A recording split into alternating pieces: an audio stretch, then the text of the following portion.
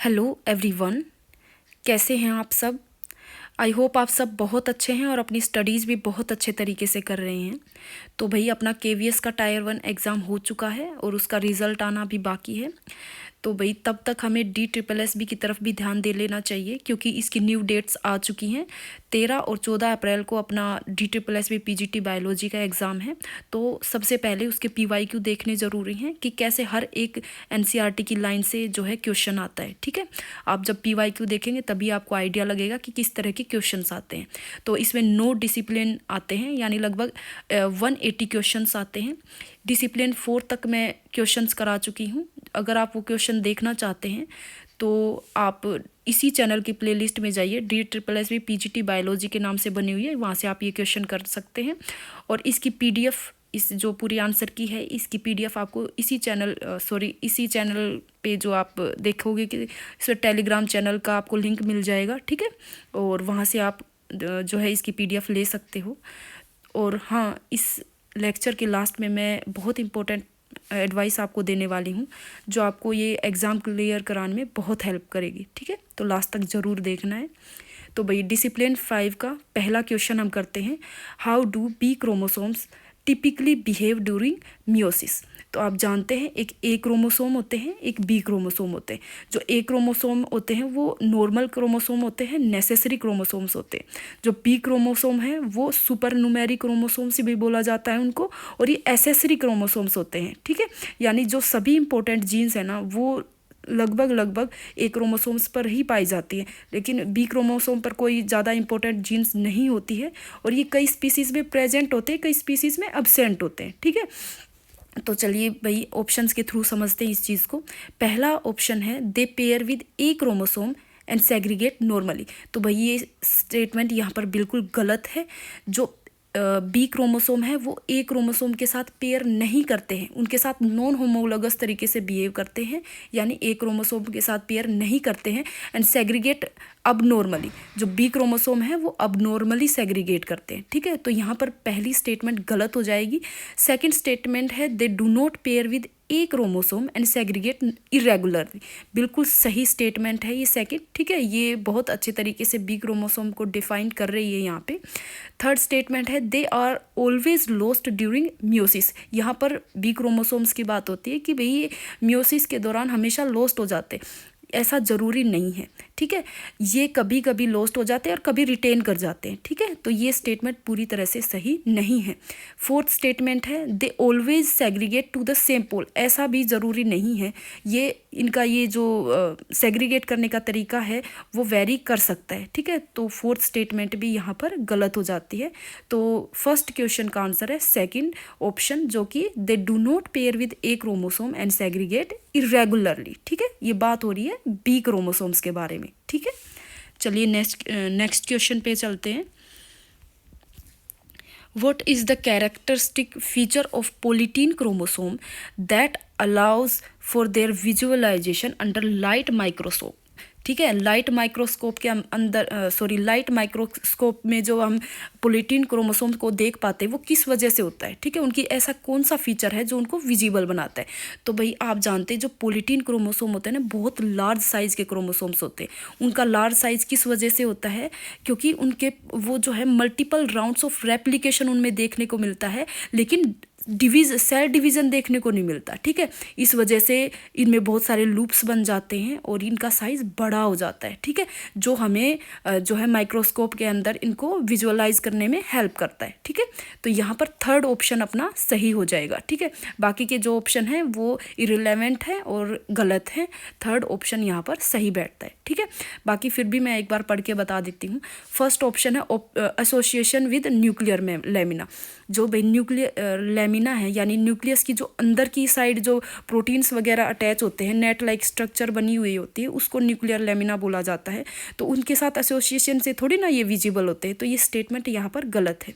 Second है high degree of condensation. आप जानते हैं पोलिटीन क्रोमोसोम्स में बहुत ही कम कंडेंसेशन हमें देखने को मिलता है। ठीक है, तो ये सेकंड जो ऑप्शन है वो गलत है। थर्ड मैंने एक्सप्लेन कर ही दिया है कि थर्ड वाला सही है। फोर्थ है प्रेजेंस ऑफ सेंट्रोमियर। सेंट्रोमियर तो लगभग सभी जो है क्रोमोसोम्स के अंदर प्रेजेंट होता है, ठीक है। तो वो उसकी वजह से थोड़ी ना विजुअलाइज करने में हेल्प होते हैं, ठीक है। ये कोई इसकी कैरेक्टरिस्टिक फीचर नहीं है जो कि इसको देखने में हेल्प करती है। यहाँ पर बहुत सही ऑप्शन है थर्ड ऑप्शन, इसीलिए हमें थर्ड को टिक करेंगे, ठीक है। नेक्स्ट चलते हैं, which vitamin is precursor to the coenzyme NAD+। तो भाई NAD+ की फुल फॉर्म है निकोटीन अमाइड एडेनिन डाइन्यूक्लियोटाइड, ठीक है। तो इसका प्रिकर्सर के बारे में बताना है, तो इसका प्रिकर्सर है विटामिन B3, ठीक है, विटामिन B3। और विटामिन B3 का केमिकल नेम है नियासिन, ठीक है। विटामिन B3 का केमिकल नेम है नियासिन। और ये जो स्टेटमेंट है ना, ये क्वेश्चन ये बिल्कुल NCERT की स्टेटमेंट है, ठीक है। विटामिन B3 और ब्रैकेट में नियासिन लिखा हुआ वहाँ पे NCERT में, ठीक है। अगर आपने NCERT बहुत अच्छे तरीके से पढ़ी है तो ये क्वेश्चन आपका बन जाएगा, ठीक है। नेक्स्ट क्वेश्चन पे चलते हैं, मोलिक्यूल्स मूव पैसिवली यानी बिना एनर्जी की हेल्प से, बिना ATP के। Molecules move passively without any expenditure of energy across the membrane except by which of given options. तो भाई इसमें ये बताना है कि भाई बाकी सभी में तो एनर्जी लगेगी, लेकिन एक ऐसा ऑप्शन आपको सिलेक्ट करना है जिसमें एनर्जी, यहाँ पर 4 ऑप्शंस दिए गए हैं। यहाँ पर आपको 3 ऑप्शन तो ऐसे मिलेंगे जहाँ पर एनर्जी नहीं लगेगी, ATP का एक्सपेंडिचर नहीं होगा, और एक ऑप्शन ऐसा है जहाँ पर ATP लगेगी। तो भाई फर्स्ट ऑप्शन है only by sodium potassium pump. तो भाई ये सोडियम पोटेशियम पंप के बारे में आपने पढ़ रखा है कि भाई यहाँ पर ATP का यूज़ होता है, क्योंकि ये एक तरह का एक्टिव ट्रांसपोर्ट करता है, ठीक है। एक्टिव ट्रांसपोर्ट यानी एनर्जी का यूज़ होता है, ठीक है। Second option only by osmosis. तो भाई आप जानते हैं डिफ्यूज़न के टाइप है ओस्मोसिस, ठीक है। ये दोनों ही जो है बिना एनर्जी की हेल्प से काम करते हैं, ठीक है। डिफ्यूज़न तो आप जानते हैं higher concentration to lower concentration molecules की मूवमेंट होती है, तो इसमें एनर्जी की कोई रिक्वायरमेंट नहीं होती है, ठीक है। तो डिफ्यूज़न और ओस्मोसिस दोनों में ही एनर्जी की रिक्वायरमेंट नहीं होती है। तो आप फर्स्ट ऑप्शन को यहाँ पर सिलेक्ट करेंगे कि only by sodium potassium pump, ठीक है। नेक्स्ट क्वेश्चन है, which of the following is essential for the activity of को एंजाइम निकोटीन अमाइड एडेनिल डाइन्यूक्लियोटाइड। तो ये क्वेश्चन सेम क्वेश्चन आपने पहले पढ़ा है, देखिए ये देखिए, यहाँ पर NAD+ दे दिया और इसका आंसर विटामिन B3 दे दिया। यहाँ पर क्या दे दिया, NAD की फुल फॉर्म दे दी निकोटीन अमाइड एडेनिन डाइन्यूक्लियोटाइड, और इसका आंसर पूछा है। तो मैंने वहाँ भी बताया था कि भाई विटामिन B3 का केमिकल नेम नियासिन है, और यहाँ पर वो उसका केमिकल नेम दे दिया। तो ये तो छोड़ो कि भाई एग्ज़ाम्स में क्वेश्चन आपको पिछले PYQ से आपको नेक्स्ट एग्ज़ाम में क्वेश्चन देखने को मिलता है, ये तो सभी जगह देखा है आपने, लेकिन सेम ही एग्ज़ाम में सेम पेपर में क्वेश्चन रिपीट हो रहा है। तो मैं तो इसको रिपीट ही कहूँगी, क्योंकि जिसको पता है कि विटामिन B3 का केमिकल नेम नियासिन है तो उसके तो ये दोनों क्वेश्चन सही हो जाएंगे, ठीक है। तो भाई सेम क्वेश्चन मेरे को तो ये सेम लगा, मैंने फिर से पीछे जाके देखा कि मैं फिर से वो क्वेश्चन पर तो नहीं आ गई हूँ, तब मैं ये क्वेश्चन कर रही थी। तो भाई सेम क्वेश्चन भी आपको देखने को मिल सकता है, और आगे भी 1-2 क्वेश्चन और आपको मिलेंगे, ठीक है। तो यहाँ पर फर्स्ट ऑप्शन आपका सही हो जाएगा, नियासिन। नेक्स्ट है, what is the primary role of enzyme in reducing the activation energy of reaction. तो भाई एंजाइम के बारे में पूछ रखा है कि एंजाइम का क्या रोल है, ठीक है, in reducing the activation energy of reaction. तो भाई फर्स्ट ऑप्शन देखते हैं, to increase the energy of reactant.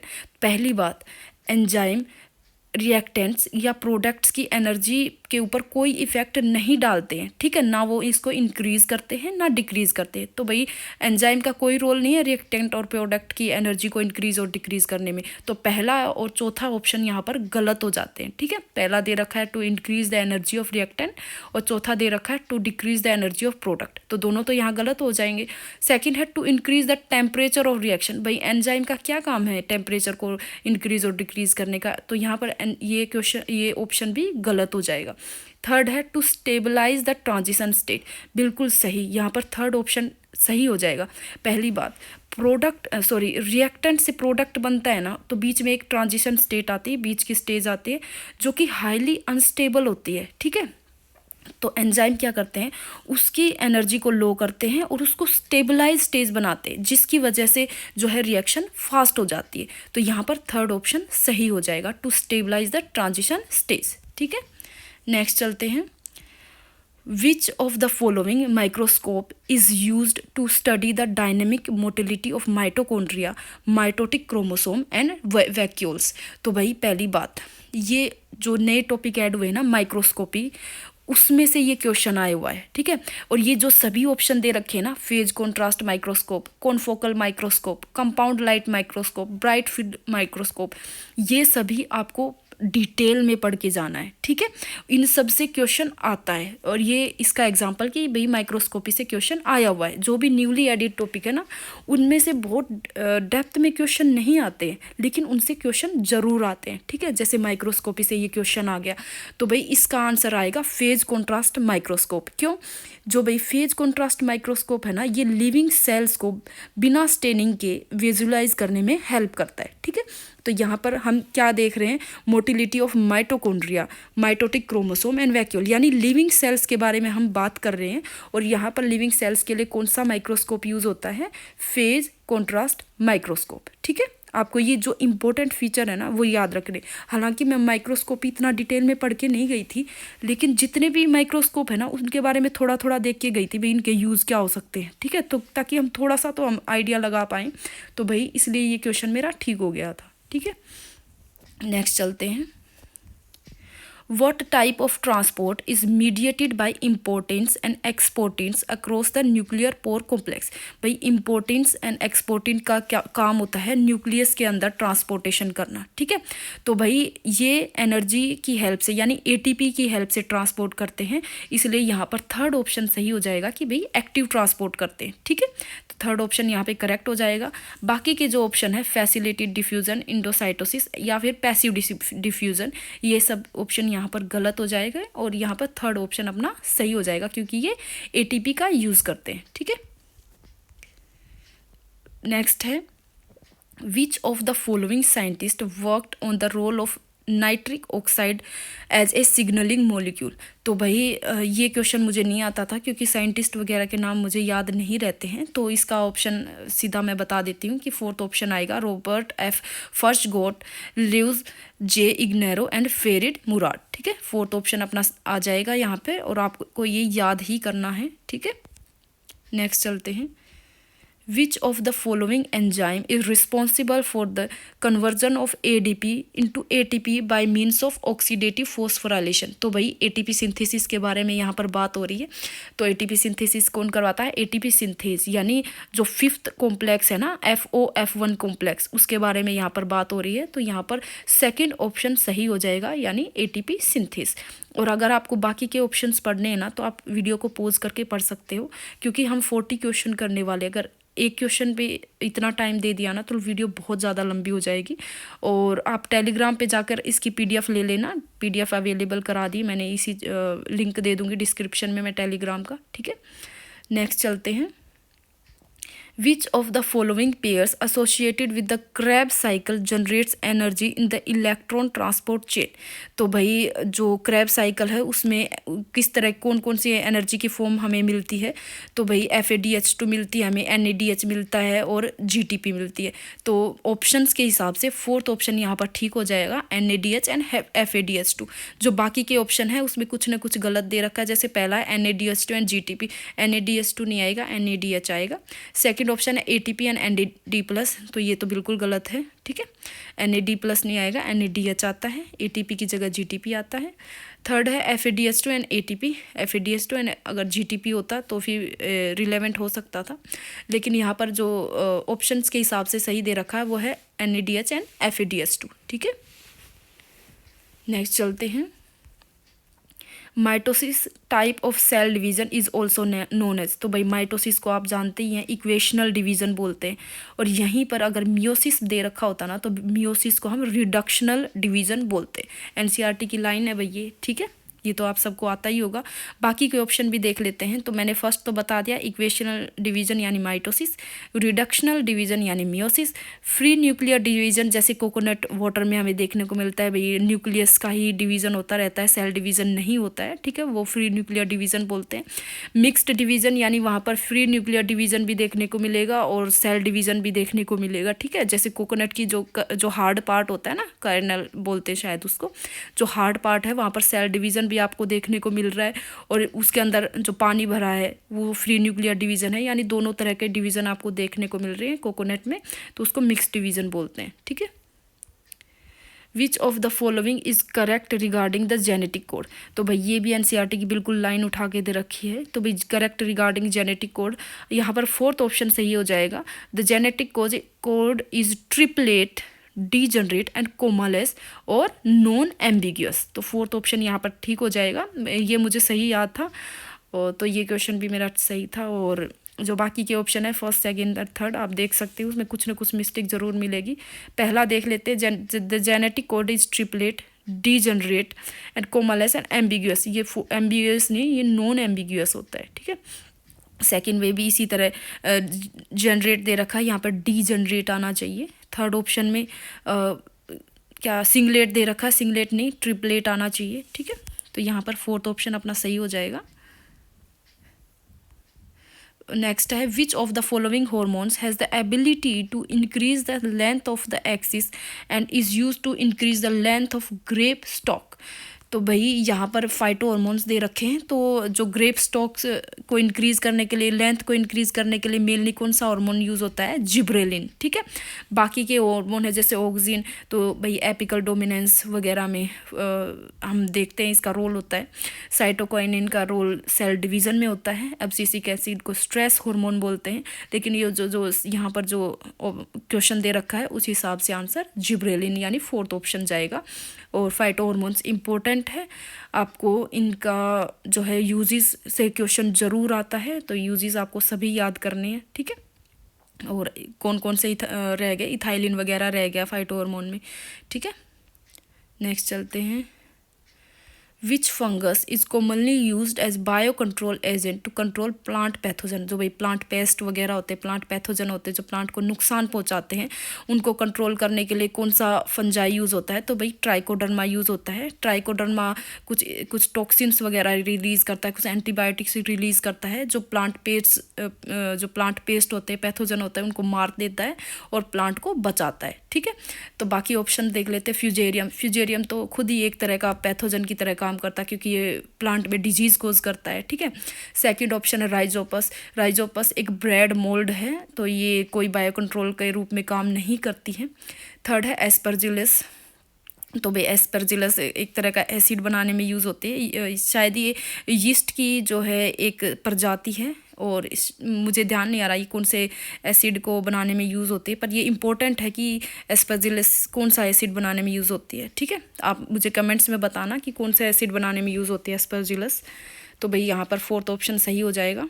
Next चलते हैं, which of the following is the substrate for the enzyme beta galactosidase and regulate the switching on and off operon.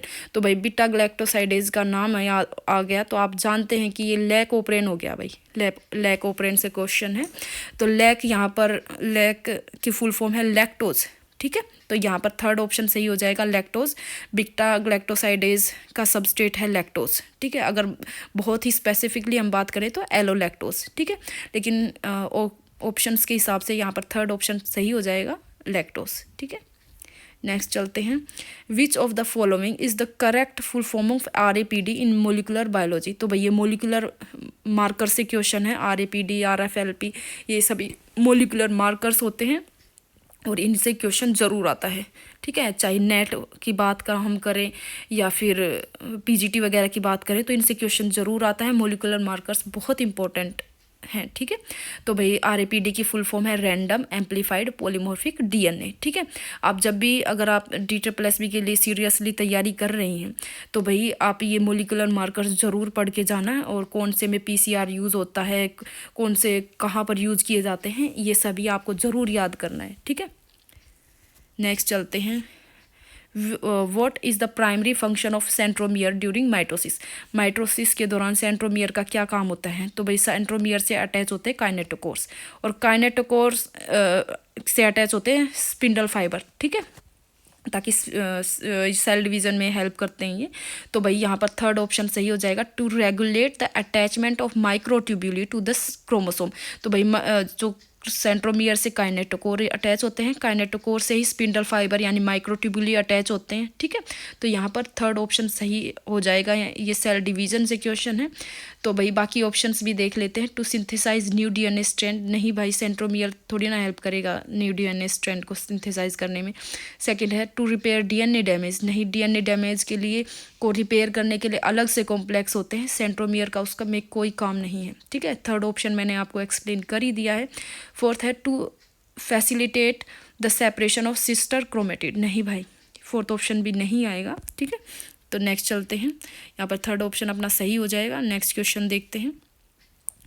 Which of the following enzyme is crucial in the rate limiting step of steroid hormone synthesis. भाई steroid hormone synthesis में क्या होता है, पहला step जो होता है cholesterol से सॉरी मैं थोड़ा प्रोनाउंस करने में मिस्टेक कर रही हूँगी शायद, मैं कमेंट में बता दूंगी। प्रेगनिनोलोन में थोड़ा नाम भूल रही हूँ। ठीक है, तो वो फर्स्ट स्टेप होता है। ठीक है, वही रेट लिमिटिंग स्टेप होता है, वो स्लोवेस्ट स्टेप होता है और उसी को हम रेट लिमिटिंग स्टेप बोलते हैं। क्योंकि जब ये कोलेस्ट्रॉल डेस्मोलेज इस फर्स्ट स्टेप को जब कैटलाइज करता है तो रिएक्शन के जो रिएक्शन आगे मूव करती है तो वो रिएक्शन बाद में स्टीरॉयड हार्मोन सिंथेसिस की तरफ ही मूव करती है, उसके पास कोई अल्टरनेट रास्ता बचा ही नहीं है। ठीक है, उस जब फर्स्ट स्टेप कैटलाइज हो जाता है कोलेस्ट्रॉल डेस्मोलेज की हेल्प से तो रिएक्शन सीधे स्टीरॉयड हार्मोन की तरफ ही मूव करती है, स्टीरॉयड हार्मोन सिंथेसिस की तरफ ही प्रोसीड करती है। ठीक है, तो फर्स्ट स्टेप जो है वो कोलेस्ट्रॉल डेस्मोलेज के द्वारा कैटलाइज किया जाता है और ये सबसे इंपॉर्टेंट स्टेप है, सबसे स्लोवेस्ट स्टेप है, इसीलिए इसको रेट लिमिटिंग स्टेप भी बोलते हैं। ठीक है, तो यहाँ पर सेकंड ऑप्शन ठीक हो जाएगा और मैं ये रिएक्शन अपने जो है कमेंट्स में पिन करूँगी। ठीक है, तो नेक्स्ट चलते हैं। The central part of the proximal region of the centriole is proteinaceous. Which is called, तो भाई सेंट्रल पार्ट को हम हब बोलते हैं। ठीक है, बाकी spindle fibres, basal body, radial spoke इसका आंसर नहीं आएगा। ठीक है, स्पिंडल फाइबर आपने सेल डिवीजन के दौरान पढ़े हैं, बेसल बॉडी जो सीलिया एंड फ्लेजिला की जो बेसल पार्ट होता है उसको बेसल बॉडी बोलते हैं, रेडियल स्पोक्स भी आपको डायग्राम में देखने को मिलेगा, लेकिन जो सेंट्रल पार्ट की अगर हम बात कर रहे हैं तो ये हब आएगा, द हब। ठीक है, फर्स्ट ऑप्शन यहाँ पे करेक्ट हो जाएगा। ठीक है, नेक्स्ट चलते हैं। भाई डिसिप्लिन 6 आ गए, हमने 20 क्वेश्चंस अपने यहाँ पर कंप्लीट कर लिए हैं। नेक्स्ट देखते हैं। Which of the given option is based on the principle of antigen antibody interaction. तो भाई एंटीजन एंटीबॉडी इंटरेक्शन ये बहुत ईजी क्वेश्चन है, आप सब इसका आंसर जानते हैं कि एंजाइम लिंक्ड इम्यूनोसोर्बेंट एसे यानी एलाइसा के बारे में यहाँ पर बात हो रही है। बाकी ऑप्शन है नॉर्थर्न ब्लोटिंग, ये भाई आरएनए से रिलेटेड है। थर्ड ऑप्शन है सदर्न ब्लोटिंग, ये भाई डीएनए से रिलेटेड है। फोर्थ ऑप्शन है पॉलीमरेज चेन रिएक्शन यानी पीसीआर यानी डीएनए की जो स्ट्रैंड की मल्टीपल कॉपीज हम रेडी करते हैं, बनाते हैं, तो वो पीसीआर की हेल्प से होता है। तो यहाँ पर सेकंड ऑप्शन सही हो जाएगा यानी एलाइसा यानी एंजाइम लिंक्ड इम्यूनोसोर्बेंट एसे। ठीक है, नेक्स्ट है plants, bacteria, fungi and animal whose genes have been altered by manipulation is called। तो भाई ये तो सब जानते हैं कि भाई अगर जीन में अल्टरनेशन कुछ किया गया है, मैनिपुलेशन कुछ किया गया है, तो वो ऐसे ऑर्गेनिज्म को हम जेनेटिकली मॉडिफाइड ऑर्गेनिजम्स कहते हैं। ठीक है, कई क्वेश्चन हमें इतने ईजी लगते हैं कि भाई ये तो सबसे ही हो जाएगा। ठीक है, तो भाई क्या डिफरेंस कहाँ पर डिफरेंस क्रिएट होता है कि भाई इतने आसान क्वेश्चन होने के बाद भी एक का सिलेक्शन हो रहा है, दूसरे का नहीं हो रहा है। तो भाई ये मैं वीडियो के लास्ट में आपको थोड़ा समझाऊंगी। ठीक है, तब तक वेट कीजिए। तो यहाँ पर सेकंड क्वेश्चन का आंसर सेकंड ऑप्शन आएगा कि भाई ऐसे ऑर्गेनिज्म को हम जेनेटिकली मॉडिफाइड ऑर्गेनिजम्स बोलते हैं। ठीक है, नेक्स्ट है which category of compounds are most expressed in genetically modified organisms engineered for pest resistance. तो भाई ऐसे प्लांट्स जो भाई पेस्ट रेजिस्टेंट यानी इंसेक्ट वगैरह के रेजिस्टेंस के लिए तैयार किए गए, तो उनमें ऐसी क्या खास बात होती है। तो भाई ये प्लांट्स जैसे एग्जांपल ले लो बीटी कॉटन। ठीक है, ये ऐसे प्लांट्स होते हैं जो ऐसे टॉक्सिन्स रिलीज करते हैं, इनके अंदर ऐसा टॉक्सिन होता है जो कि भाई स्पेसिफिक पेस्ट को किल कर सकता है। ठीक है, स्पेसिफिक पेस्ट को किल कर देगा तो ये प्लांट क्रॉप अपनी बच जाएगी। ठीक है, तो यहाँ पर फोर्थ ऑप्शन सही हो जाएगा कि भाई toxins that kill specific paste. ठीक है, बाकी के ऑप्शन देख लेते हैं। ग्रोथ फैक्टर्स फॉर पेस्ट, भाई इंसेक्ट रेजिस्टेंस के लिए हम प्लांट को रेडी कर रहे हैं और वो भी पेस्ट के लिए ग्रोथ फैक्टर रिलीज करने लग गया तो बस भाई। ठीक है, तो फर्स्ट ऑप्शन यहाँ पर इनकरेक्ट हो जाता है। सेकंड है एंटीबायोटिक्स, थर्ड है पेस्ट हार्मोन, तो ये दोनों ऑप्शन भी करेक्ट इनकरेक्ट हैं। यहाँ पर फोर्थ ऑप्शन सही है कि भी toxins that kill specific paste. ठीक है, नेक्स्ट चलते हैं। Semi dwarf rice varieties were derived from, तो भाई semi dwarf rice variety IR8 से डिराइव की गई हैं। और ये क्वेश्चन मुझे नहीं आता था क्योंकि मैंने जैसे बताया कि भाई वो स्ट्रेटजीज एंड फूड इन्हांसमेंट वाला चैप्टर है वो नई वाली NCERT से रिमूव कर दिया गया था, और मेरे बिल्कुल ध्यान नहीं रही कि मुझे पुरानी वाली NCERT से ये जो चैप्टर करना है। तो भाई ये बिल्कुल लाइन वहाँ पर दे रखा है मेज़ की, गेहूं के लिए, राइस की वैरायटीज़ के लिए, सब के लिए जो है ये स्पेसिफिक जो नाम है वहाँ पर दिए गए, और आपको हर एक नाम याद करना है। ठीक है, हर एक वैरायटी का नाम आपको याद करना है। और स्ट्रेटजीज़ इन फूड इन्हांसमेंट वाला चैप्टर है। ठीक है, वहाँ पर ये हर एक लाइन में आपको देखने को मिलेगा कि अलग अलग जो क्रॉप्स हैं उनके अलग अलग वैरायटीज़ दी गई हैं, और वो आपको याद करनी है। ठीक है, और वो चैप्टर आपको बिल्कुल भूल के नहीं जाना है। मैंने ये गलती की थी, मेरा ये क्वेश्चन मैंने छोड़ दिया था क्योंकि नहीं आता। ऐसे क्वेश्चन जो याद करने के होते हैं उसमें हम तुक्का भी नहीं मार सकते ना, तो भाई यहाँ पर थर्ड ऑप्शन करेक्ट हो जाएगा। ठीक है, नेक्स्ट चलते हैं। Which of the given phenomena involve silencing of gene either through degradation of their corresponding mRNA और through blocking translation of its mRNA। तो भाई आप जानते हैं RNA डिग्रेडेशन या फिर ब्लॉकिंग ये कौन सी प्रोसेस होती है, ये RNA इंटरफेरेंस होती है। ठीक है, थर्ड ऑप्शन यहाँ पर करेक्ट हो जाएगा। ठीक है, और इम्पोर्टेंट टॉपिक है RNA इंटरफेरेंस। ठीक है, इसकी पूरी प्रोसेस आपको याद करके जानी है। ठीक है, जो भी कॉम्प्लेक्सेस में यूज़ होते हैं RNA इंटरफेरेंस में, RNAi में, आपको सभी याद करके जाने, इंपॉर्टेंट टॉपिक है ये। नेक्स्ट क्वेश्चन है। During plant succession in habitat which of the following changes take place in the successive seral stages. तो भाई जब शुरू में सक्सेशन की स्टार्टिंग होती है ना, फर्स्ट स्टेप होता है, तो उस दौरान स्पीसीज भी लो होती है, स्पीसीज डाइवर्सिटी भी लो होती है और बायोमास भी लो होता है। लेकिन जैसे जैसे सक्सेसिव सीरल स्टेजेस आती जाती हैं तो स्पीसीज डाइवर्सिटी भी इंक्रीज़ होती जाती है और बायोमास भी इंक्रीज़ होता जाता है। तो भाई यहाँ पर सेकंड ऑप्शन अपना करेक्ट हो जाएगा कि भाई both species diversity and total biomass increase. तो भाई ये क्वेश्चन मुझे मेरा गलत हो गया क्योंकि जो पुरानी वाली NCERT है उसमें एक चैप्टर है, ठीक है, इन्वायरमेंट या बायोडाइवर्सिटी करके एक चैप्टर है। ठीक है, तो वहाँ पर ये बिल्कुल टॉपिक के अंदर दे रखा है। ठीक है, और वो भी मेरा छूट गया था पढ़ना। ठीक है, लेकिन आपको ये गलती नहीं करनी है। जो भी चैप्टर का मैं नाम बता रही हूँ ना, वो पुरानी वाली NCERT कहीं से अरेंज कर लेना या फिर मुझे बता देना, मैं PDF डाल दूँगी। ठीक है, तो भाई ये अपना करके जाना है। तो यहाँ पर सेकंड ऑप्शन अपना करेक्ट हो जाएगा। नई NCERT में ये चैप्टर नहीं है। ठीक है, और सीधा लाइन से क्वेश्चन आया हुआ है। सेकंड है नेक्स्ट क्वेश्चन है which of the following is a collection of methods that allows the correction of gene defect that has been diagnosed in child embryo where genes are inserted into a person's cells and tissues to treat a disease। तो भाई आप जानते हैं collection of methods, यहाँ पर gene का correction की बात होगी तो ये जीन थेरेपी बोलते हैं। ठीक है, तो यहाँ पर फर्स्ट ऑप्शन अपना सही हो जाएगा। ठीक है, what is the potential application of RNAi technology. देखो मैंने कहा था ना RNA इंटरफेरेंस इंपॉर्टेंट है। 2 क्वेश्चन लगातार आए हुए हैं। अभी अभी हमने RNA इंटरफेरेंस का क्वेश्चन किया है और फिर से RNAi आ गया। ठीक है, तो भाई इसका आएगा साइलेंसिंग डिजीज़ कोजिंग जीन। तो वहाँ पर अगर किसी ने पहला वाला जो क्वेश्चन है वो सही से पढ़ा होगा ना, तो इसका ऑप्शन तो वैसे ही करेक्ट कर देगा क्योंकि वहाँ पर ब्लॉकिंग एंड साइलेंसिंग दे रखा है क्वेश्चन में। ठीक है, और यहाँ पर फिर से आ गया, तो यहाँ पर थर्ड ऑप्शन अपना सही हो जाएगा कि भी साइलेंसिंग डिजीज़ कोजिंग जीन, या तो जो डिजीज़ कोजिंग जीन है उनको डिग्रेड कर देता है या फिर साइलेंट कर देता है। तो फिर यहाँ पर थर्ड ऑप्शन सही हो जाएगा कि भाई साइलेंसिंग डिजीज़ कोजिंग जीन। ठीक है, नेक्स्ट चलते हैं। What is a key advantage of cosmid vector। तो भाई cosmid vector कौन से होते हैं? Plasmid plus cos site of lambda phage की जो इसका कम्बिनेशन से जो वेक्टर बनता है उसको cosmid vectors बोलते हैं। ठीक है, तो इनकी एक खासियत है कि भाई ये लार्ज जो है they can clone large DNA fragment, DNA के बड़े साइज के फ्रेगमेंट को भी क्लोन कर सकते हैं।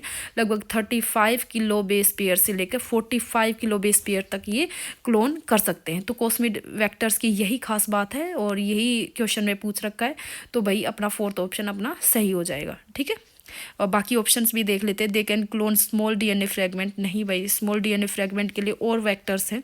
ठीक है, लेकिन cosmid vector large DNA fragments के लिए। ठीक है, सेकंड है they can be use for gene expression. तो एक्सप्रेशन वेक्टर्स अलग होते हैं, कॉस्मिड वेक्टर अलग है। ठीक है, आप सभी इनके डेफिनेशन पढ़ के जाना। ठीक है, और कितना जो कैपेसिटी है इनकी ये भी याद करके जाना। ठीक है, थर्ड है they have multiple Orai site, ये भी गलत है, तो यहाँ पर फोर्थ ऑप्शन सही हो जाएगा। ठीक है, in biological treatment masses of bacteria associated with fungal filaments form mesh like structure which is known as।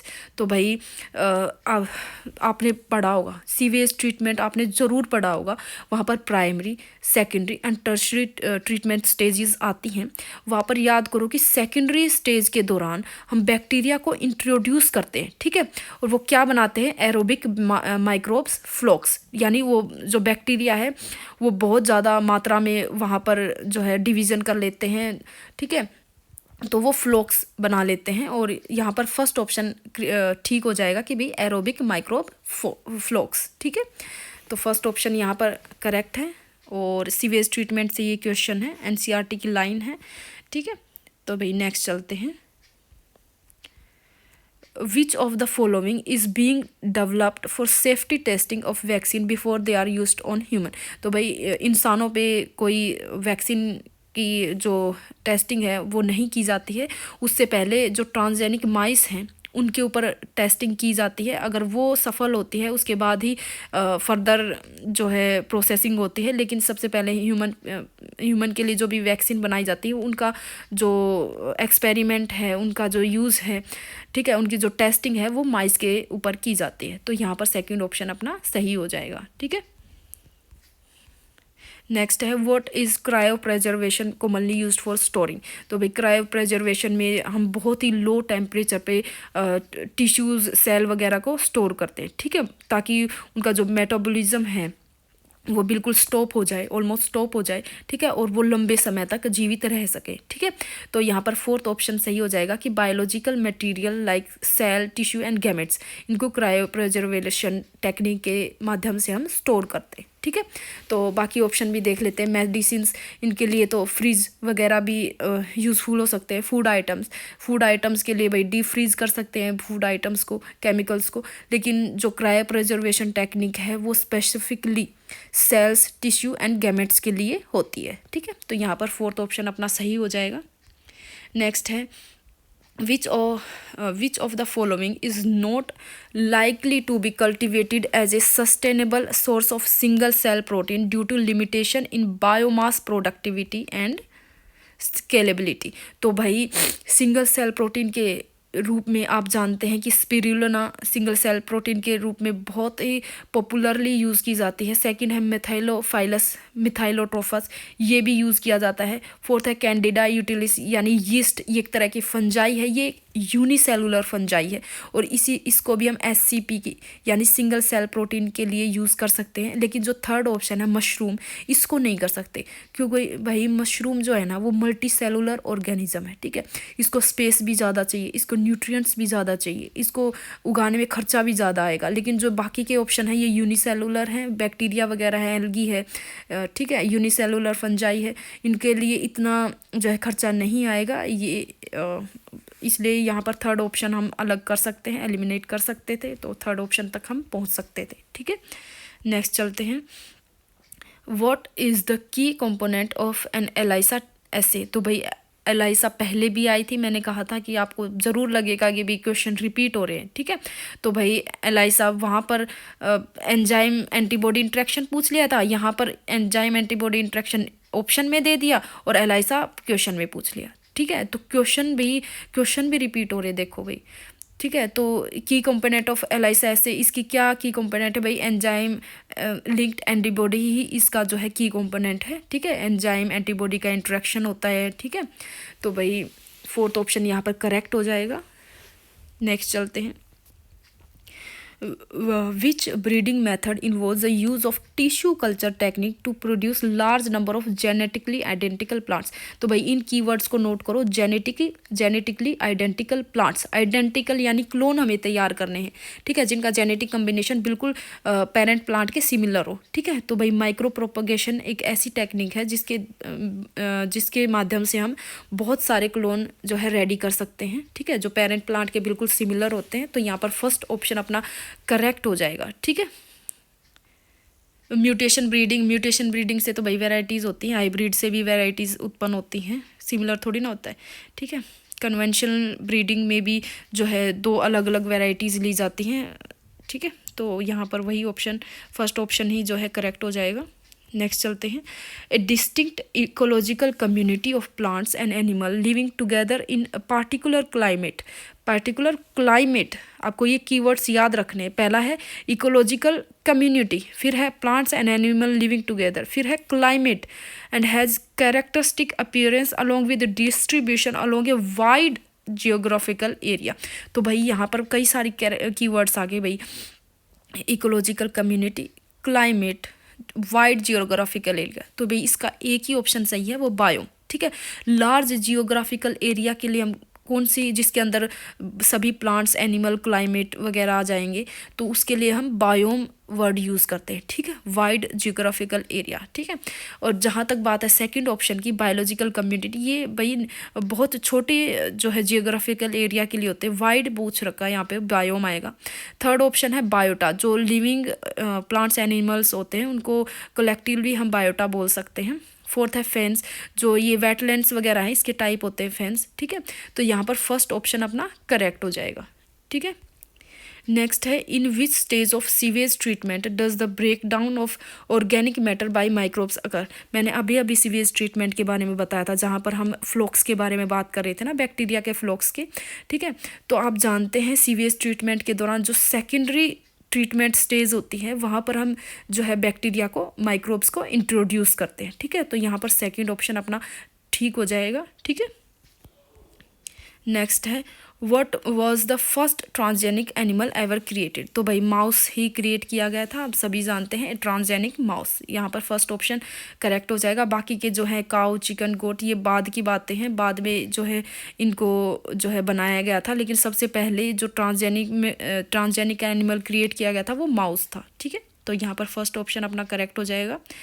Next है, select the correct option with respect to the following statements. तो भाई statement 1 है, antibiotic means pro life in context to disease causing organism. तो भाई antibiotic, भाई pro life नहीं, ये तो एंटी आएगा ना यहाँ पे, डिजीज कोजिंग एनिमल्स के लिए तो एंटीबायोटिक्स मतलब प्रो लाइफ की तरह काम नहीं करती, उनको तो मारने का काम करती है ना। तो फर्स्ट स्टेटमेंट यहाँ पर गलत हो जाती है। सेकेंड है, सैक्रोमाइसिस सिरेविसी। तो भाई ये यीस्ट के बारे में बात कर रहे हैं, is used in the production of immunosuppressive agent. नहीं भाई, यीस्ट तो बेकर यीस्ट के बारे में यहाँ पर बात हो रही है, वो तो खाने वगैरह के प्रोडक्ट्स में यूज़ होता है ना, इम्यूनोसप्रेसिव एजेंट के की तरह यूज़ नहीं होता है।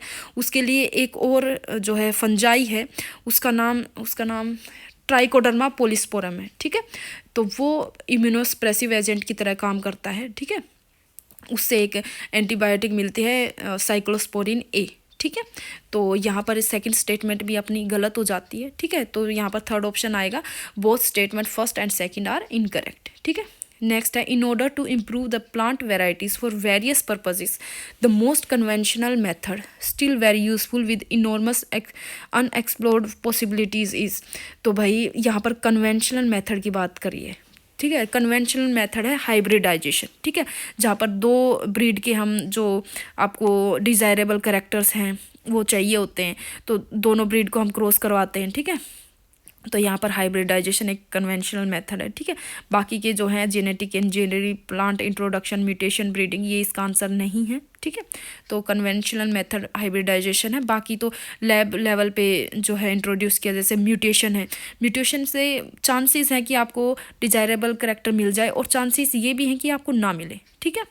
तो ये अलग बातें हैं। कन्वेंशनल की अगर बात आएगी तो हाइब्रिडाइजेशन ही इसका आंसर आएगा।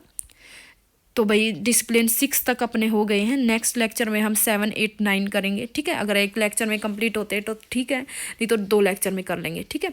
अब मैंने प्रॉमिस किया था कि आपको इस लेक्चर के लास्ट में आप इम्पोर्टेंट एडवाइस दूंगी, इम्पोर्टेंट टिप दूंगी जो आपको एक एग्ज़ाम क्लियर करने में हेल्प करेगा। तो भाई आप देख रहे हो कि कितने आसान क्वेश्चन आते हैं। जिसने भी जो है अपना प्रॉपर टाइम दिया है, प्रॉपर तरीके से पढ़ा है, तो वो तो ये क्वेश्चन कर लेगा, क्योंकि एनसीईआरटी बेस्ड है मोस्टली। तो क्या चीज़ अलग करती है भाई कि किसी को तो सीट मिल जाती है, किसी को नहीं मिलती है। तो भाई वो है पार्ट ए।